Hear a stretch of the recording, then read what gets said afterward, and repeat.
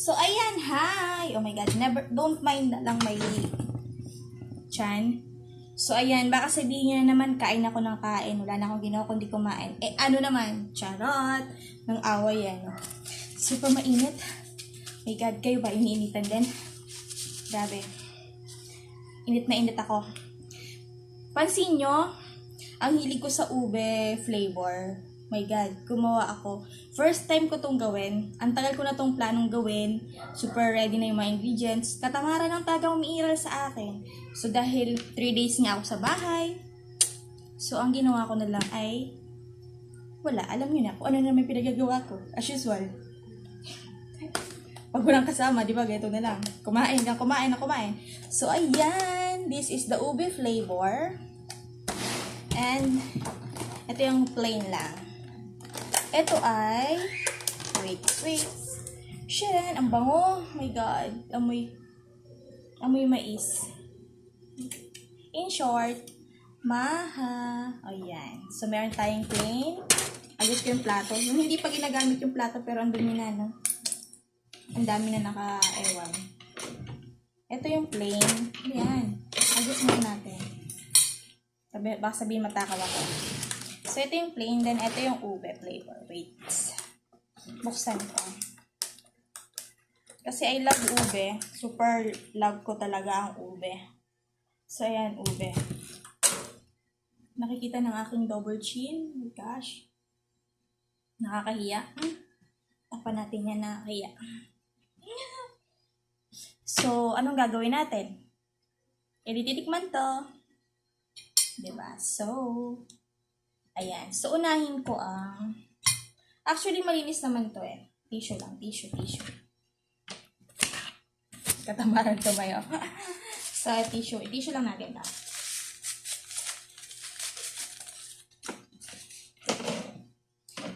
Unahin natin yung plain lang.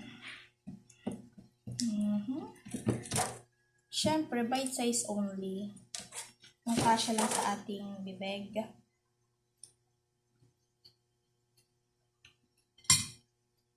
So, eto.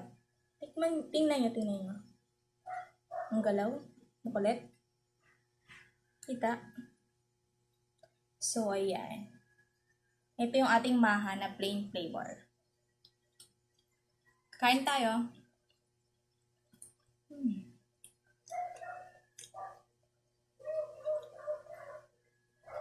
Ano amoy? Amoy mais. Amoy keso.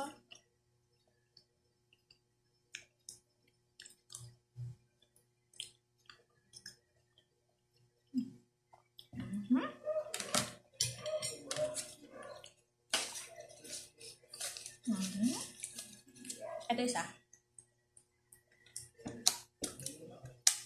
Wala reaction no kung anong lasa, no? Hindi sinabi sa inyo ngayon, no? First time, no? Mamaya, sabihin ko sa inyo kung anong lasa.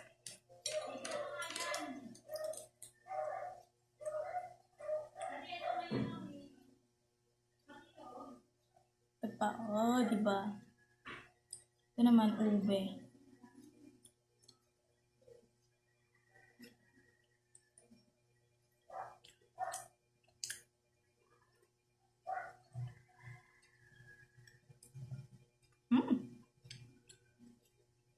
Lasang ice cream.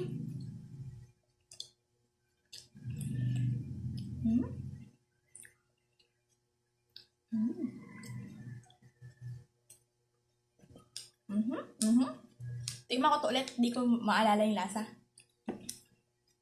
Nilagyan lang ng flavoring, hindi na maalala yung lasa eh. Nagdadahilan lang eh para makakain eh.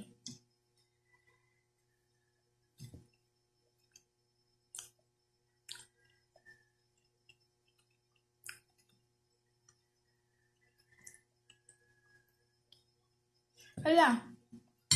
Hindi ko na alam kung anong lasa. Basta lasang maha. Lasang masarap. Lasang mais.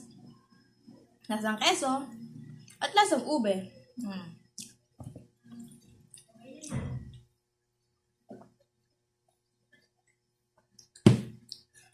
Ang dami sinasabi, no? Pero in short, masarap. Pero hindi kinilig. Sarap. Naiya lang kung isang kutsara ko dyan. Para sabihin nyo, walang serving spoon. Ang daming mais. Sarap.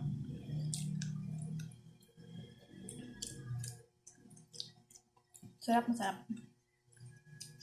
Hmm?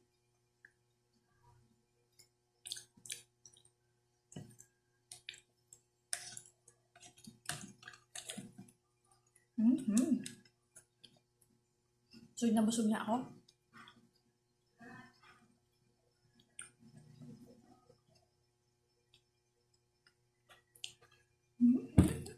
May buhok. Buhok ko lang naman yan.